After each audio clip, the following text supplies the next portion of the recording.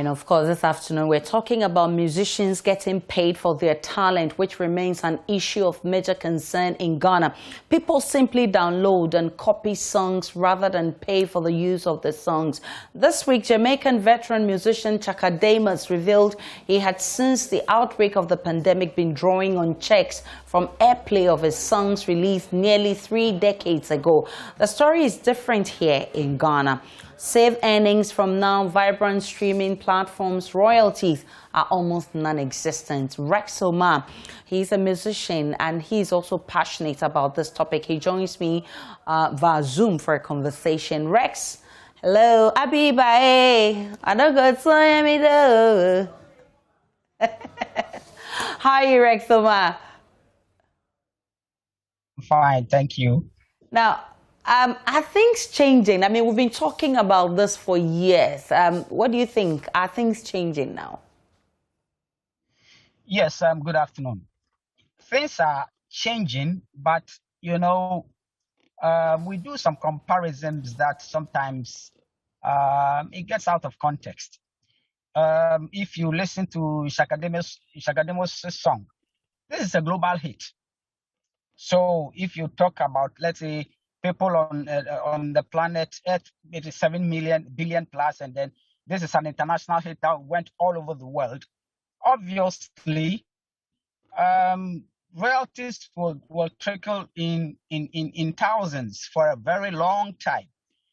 So people who release songs in Ghana, mostly the songs becomes hit in Ghana. They get their royal hits. That will be a different story. Things are changing with Gamro, not as fast as we want it, because unlike other countries, the music users in Ghana don't understand why they have to pay for music usage. For example, your station, sometimes we have to drag you to court before you pay us. So unlike other countries, they will not sit down for anybody to drag them to court. They know their obligations. They know that when music is used, they have to pay for it. But Ghana is not the same. So I think we need to change the attitude. And those songwriters and musicians who expect to receive royalties in the quantums that have been received in elsewhere, it depends on how extensive your music is published. Because if a song becomes a hit only in America, you are talking about 300 million people who have abilities to pay and who understand that copyright is not for free, music usage is not for free, and who have structures. Ghana, we don't have that. We haven't gotten there yet, but things are improving gradually. So for you, how do you think we can cross this hurdle? I mean, likewise, hearing from your colleague out there who is enjoying from his fruits, over the years, even music he's done about decades ago, I'm sure you're feeling bad that you're not enjoying same in Ghana. What can we do to change the narrative here in Ghana? I mean, policy-wise, regulation-wise. Leadership, legislation. For example, recently in UK Parliament, they've sat down, they have a committee that deals with culture and some of these things, and they sat down realizing that the percentage musicians are receiving from even digital platforms and iTunes and all those things, it's not right. It goes against the musicians. So they are changing the laws. Do we have that in Ghana? No. As I'm talking right now, we don't even have any law that is backing a tariff that allows you to say that any music that is used maybe 1 minute on radio, this is how much you pay. We don't have any law like that. So radio stations and media houses are using music. We just charge them based on blanket levy. So it's a country that must understand that these things are also a part of the economic development, and it creates jobs. So at the end of the day, if an artist is a Ghanaian artist and writes a song, you may not know where the song will become a hit. So we need to, as a country, take these copyright issues serious. I mean, every musician gets up and blame Gamro, but the problem is not Gamro. The problem is the country itself, our psyche, our mentality, right from the policymaker to the music user. The policymaker doesn't understand. They don't know. They don't care. and the music user doesn't know why he has to pay for the music he's using. At the end of the day, the small organization that is trying to help is where everybody is pushing the blame. But what was the role of the musician in all of this? Because there are some who say if our musicians create content that, are global hits, that could also help us to cross this hurdle. You see, we can't put the blame on musicians. What is global hit?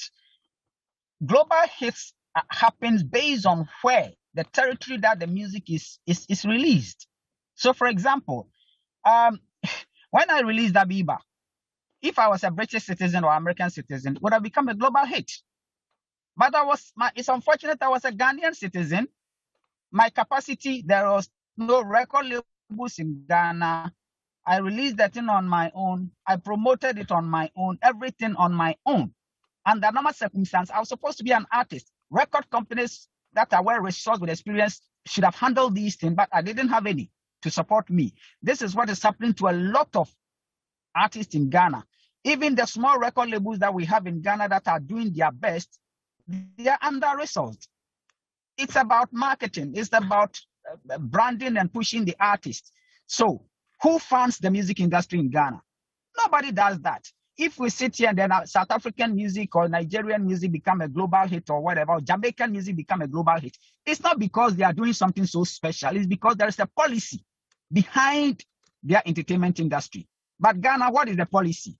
I mean, everything is just talk. We don't have a single record company that has been able to push one artist to make a global break. We don't have any.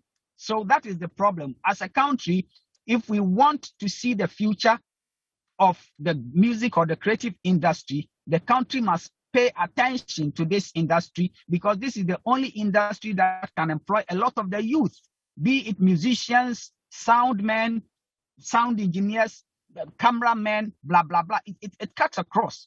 But the country doesn't get it. We keep talking, but the country still doesn't get it. So what has veterans like yourself started doing about this situation? What have you been doing about it? Veterans like myself started fighting 35 years ago, and that is why we have GAMRO. Veterans like myself, at my prime as a musician, that I was supposed to make all the money, I had to stop to fight the system to make it right. Elsewhere, musicians at my age, they are still performing and making all the monies. But here am I leading an organization that is supposed to help the whole country. Nobody is helping you, yet even the people you are fighting for, out of ignorance and frustration, tends to fight against you. That is the situation. I'm just 55 years old.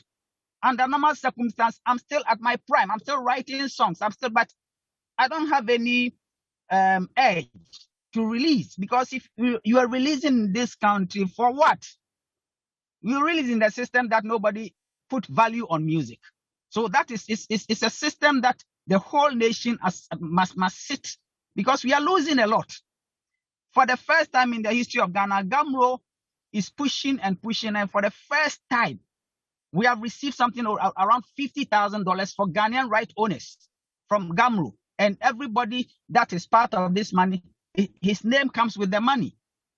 We are growing. We will get there. But the country must sit up and understand that as they neglect the creative industry, they are neglecting the foreign resources that are supposed to come to Ghana. It's not about the musicians. You are not doing it for the musicians. If Omar writes a song and it becomes a global hit, the money comes to Ghana. But if we don't help to put the structures in place that will make the money come to Ghana, and you think you are hurting Omar, you are hurting Ghana. Luckily for you, recently, one of your own was named Deputy Minister for Tourism, and you expressed quite some interest in that. Have you started any engagement with the Ministry of Tourism as to how we can help deal with this burden? Yes, we are talking, but at the end of the day, Ghana runs an executive presidency. If the president wants to help, he will push it. You can make somebody a minister, but if the president doesn't have interest, they push somebody, we're putting one of your people there. That will not change anything. If you put one of our people there and you don't give him the necessary resources to do what he's supposed to do, it's just a 9-day wonder. So that's why I'm saying that as a country, the whole country must understand that the creative industry is our best bet if we really want to create opportunities for the youth. And it cuts across not only music. We are talking about film. We are talking about fashion. We're talking about a whole spectrum of job creation and then opportunities. So if we don't look at it, and just a mere fact that you put one person from the creative industry as a deputy minister doesn't change anything, because he will just sit down, collect his salaries. If the executive presidency doesn't care, he doesn't care. Is that what you want him to do? That is what we believe, that if the president put whoever there and then make it an attention that, okay, look, this is a sector that we believe that if we invest in, at least it will create a lot of jobs for the youth. It will help market Ghana in a positive way. It will help market our tourism and all that. Then there must be a policy. We have the right people. We have the right people in parliament. We have the right, but the thing is the mindset. If they don't change their mindset and look at the global economy and the way it's going, and we still want to sit down and think of cocoa and timber and whatever it is, we'll be running in circles whilst other countries are making it.